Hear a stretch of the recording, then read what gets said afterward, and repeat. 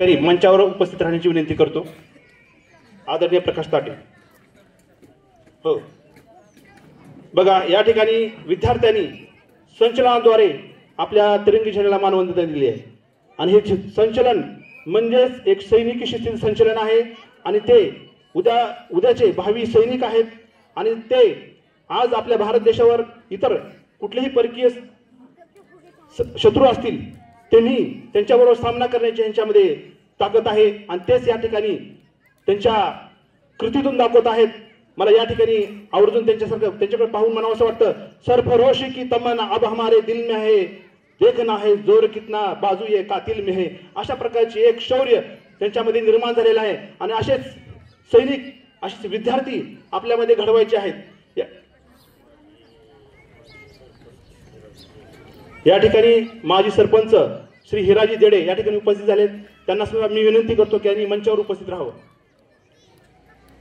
माजी सरपंच श्री हिराजी देडे एक साथ विसर्जन करेंगे. विसर्जन. सर्व विद्यार्थ्यांनी आपापल्या जागेवर जायचं आहे. वर्गावर थांबायचं आहे. यानंतर लगेच आपण कवायत घेणार आहोत. आपण कवायत बघ ना जमत नाही. ठीक आहे, बघ प्रयत्न कर. ठीक. सर्व विद्यार्थ्यांनी वर्गावर उभे राहायचे. परेड विश्राम. परेड चौथा. परेड विश्राम. परेड चौथा. एक साथ जगह में बदल क्रमता शुरू करेंगे. शुरू क्या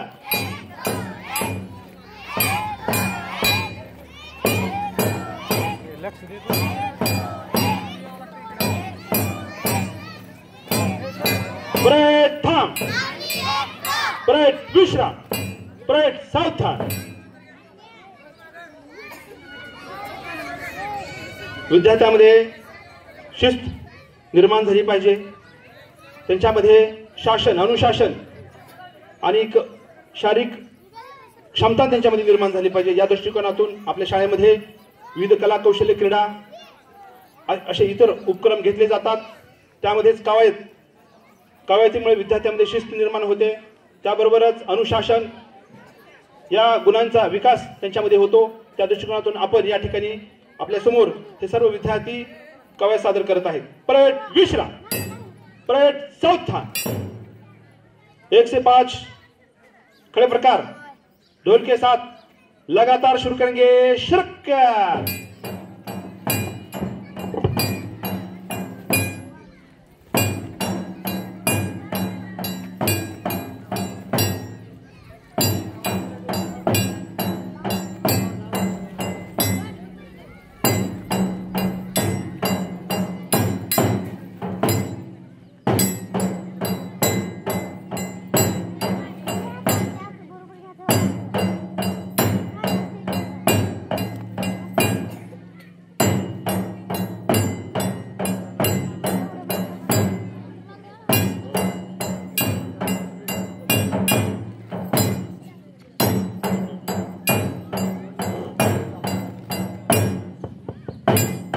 सर्वांना एक सूचना आहे, कृपया संपूर्ण कार्यक्रमाचं लाईव्ह युट्यूबवर चालू आहे.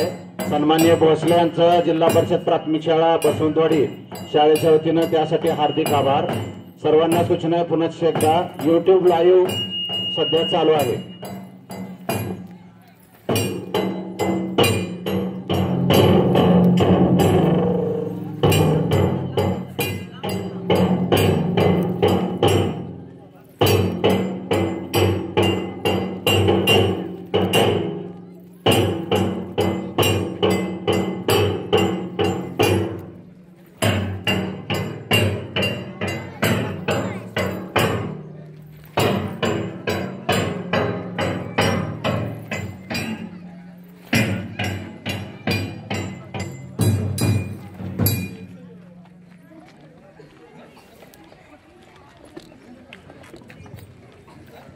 खूप छान. या ठिकाणी सर्व विद्यार्थ्यांनी खडे प्रकार सादर केलेले आहेत. एक साथ बडे बड जाओ. बडे बडे सावधान.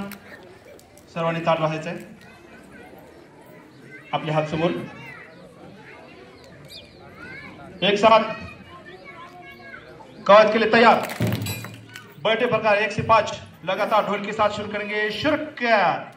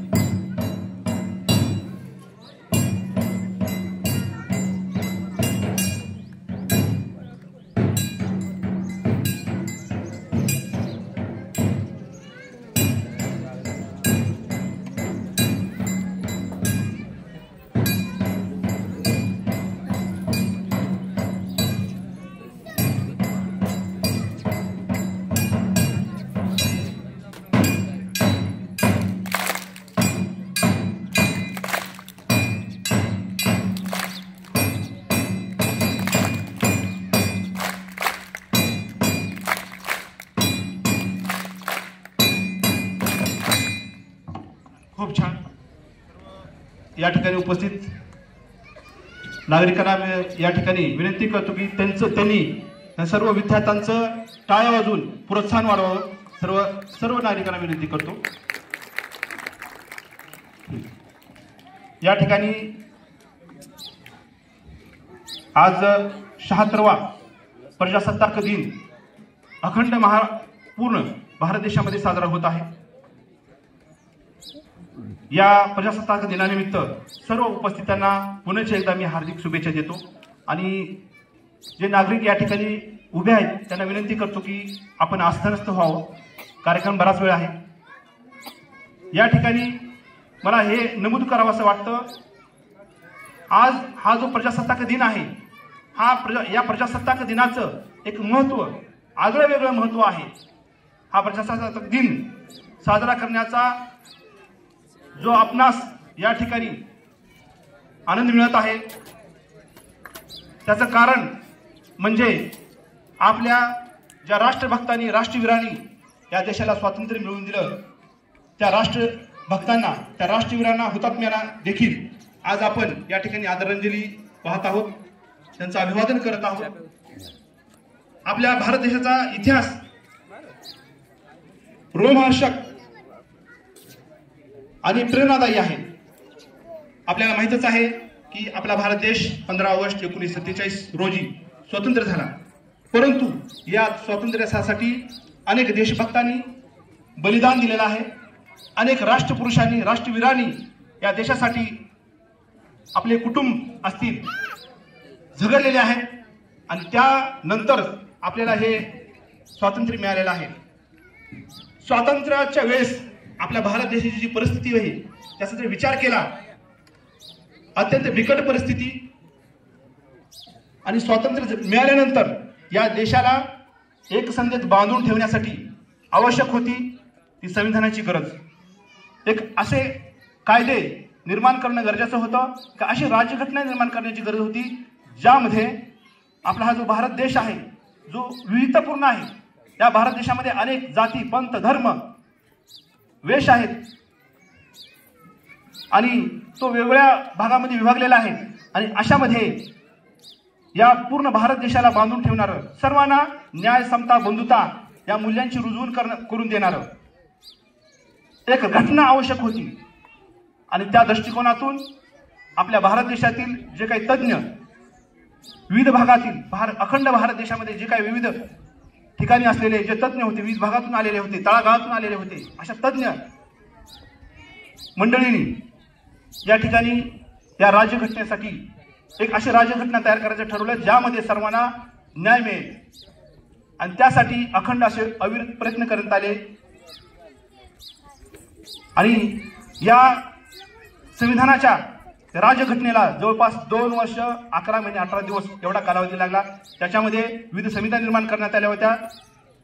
मसुदा समिती अध्यक्ष डॉक्टर बाबासाहेब आंबेडकर असतील आणि संविधान सभेचे अध्यक्ष डॉक्टर राजेंद्र प्रसाद असतील, या सर्व आणि अनेक जे काही विधिज्ञ अभ्यासू सर्वांच्या संकल्पनेतून देशभरातील जगभरातील जेवढ्या काही राज्यघटना आहेत त्या राज्यघटनेचा अभ्यास करून आपल्या देशाला पुरेशी आपल्या देशाला आवश्यक अशा सर्व नियमांचा त्या ठिकाणी उपयोग करून आपली एक जगातील सर्वात मोठी राज्यघटना या ठिकाणी निर्माण केली गेली आणि ह्या राज्यघटनेवरच या ठिकाणी आज आपला देश कणखर असा मजबूत जगाच्या पातळीवर उभा आहे आणि आपल्या देशाची प्रगती होत आहे। ही जी राज्यघटना आहे त्या राज्यघटनेमध्ये जी काही मूल्य रुजवणूक केली आहे मूल्यांची रुजवणूक केली आहे आणि त्यामुळेच हा देश आज जगाच्या पाठीवर कणखरपणे उभा आहे आणि हे सर्व या ठिकाणी संविधानाच्या निर्मितीमुळे झालेलं आहे आणि या संविधानाची निर्मिती 26 नोव्हेंबर 1949 रोजी संविधान लिहून पूर्ण झालं, परंतु याची अंमलबजावणी जी केली गेली ती 26 जानेवारी 1950 रोजी या राज्यघटनेची अंमलबजावणी केली गेली आणि खऱ्या अर्थानं जी सत्ता होती ही सत्ता लोकांच्या हाती देण्यात आली।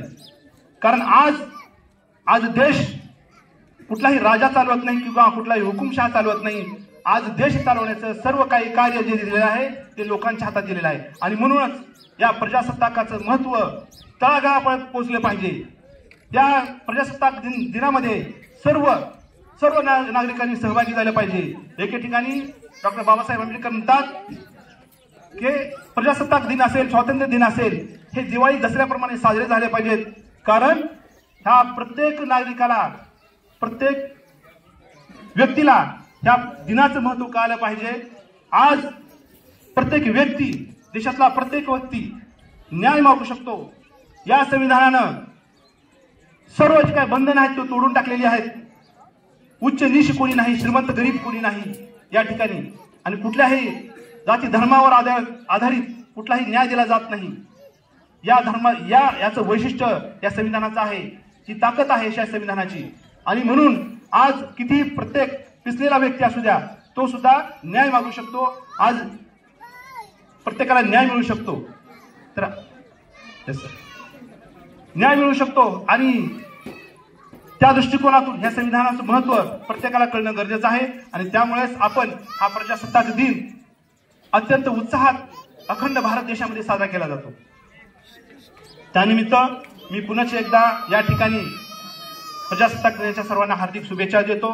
या ठिकाणी अनेक उपस्थित सर्व मान्यवरांचं मी आणि पुन्हा एकदा हार्दिक स्वागत करतो। या ठिकाणी आजच्या या कार्यक्रमासाठी आपल्या शाळेमध्ये विविध उपक्रम या ठिकाणी घेण्यात येणार आहेत। हा कार्यक्रम भरघोस असा या ठिकाणी कार्यक्रम आहे। मी सर्वांना या ठिकाणी स्थानापन्न व्हावं अशी मी विनंती करतो।